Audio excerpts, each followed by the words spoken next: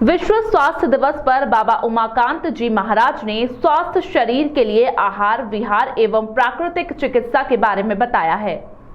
समस्त भौतिक और आध्यात्मिक विद्या के जानकार, बड़े बड़े रोगों को छोटे मोटे देसी नुस्खों में ही ठीक कर देने वाले, शरीर और आत्मा दोनों के रोग ठीक करने वाले इस समय के महान वैद्य डॉक्टर उज्जैन वाले दुखहर्ता परम संत बाबा उमाकांत जी महाराज ने बताया कि ऑपरेशन से बचना चाहिए, क्योंकि उसमें शरीर की बारीक नाड़ियां कट जाती है, दोबारा नहीं जुड़ पाती तो तकलीफ बनी रहती है।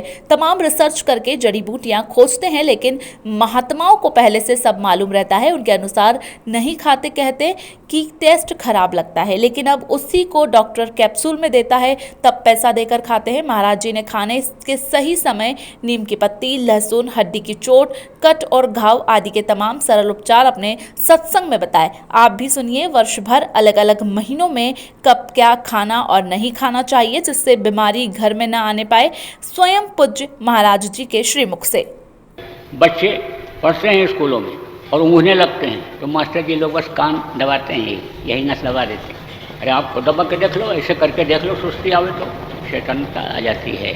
तो अब आप ये समझो कि जब ये बंधा रहता है तो त्याग करते समय ये जो फालिज वगैरह, लकवा वगैरह होता है, ये नहीं होता है बीमारी। दांत को दबा करके मल को त्याग करने में, यानी मल जब बाहर निकल जाए, मुंह खोल दो तो वज्र के समान दांत मजबूत होते हैं। बच्चों की आदत डाल दो सुबह उठ करके कि अपना थूक निकालो, दोनों आँखों में लगा लो, तो रोशनी जाएगी नहीं बचपन से ही। अगर इसी तरह से लगाते रहेंगे, बहुत सारी चीज़ें ऐसी हैं। खाने पीने की चीज़ों में ऐसा बनाया कुदरत ने।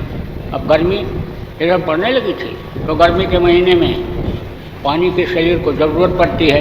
इस समय तरबूज खरबूजा खूब होता है, इसको ज़रूरत पड़ती है। हर महीने का अलग अलग भोजन। चैत्र गुड़ बैसाख है, बेल जेठ में सैन, चैत्र चना बैसाख है, बेल जेठ में सैन, आषाढ़ में खेल, सावन हर्रे भादव चीत, पौर मास गुड़ खाओ नित, कार्तिक मूली अगहन तेल, पूसे करो दूध से मेल, माघ मास भी खाकर खाए, और फागुन उसका प्रार्थना है। ये सब चीज़ें जो बताई गई उनका पालन अगर आदमी करे तो यानी समझ लो कि बीमारी आवे ही नहीं।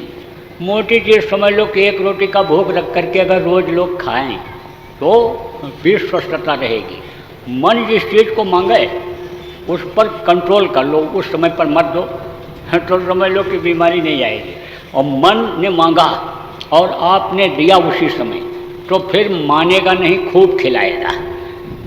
आपका मन किसी चीज़ को मांगे और घर में बना है तो सबके साथ बैठो ही नहीं, खाओ ही नहीं। शुगर के मरीज हो तो सबके साथ खाओ ही नहीं, सबके साथ चाय पानी पियो ही नहीं, अपना अलग से खाओ पियो तो मन मान जाएगा, और नहीं सामने पड़ेगा तो मन नहीं मानेगा, और फिर वही चीज़ नुकसान कर जाती है।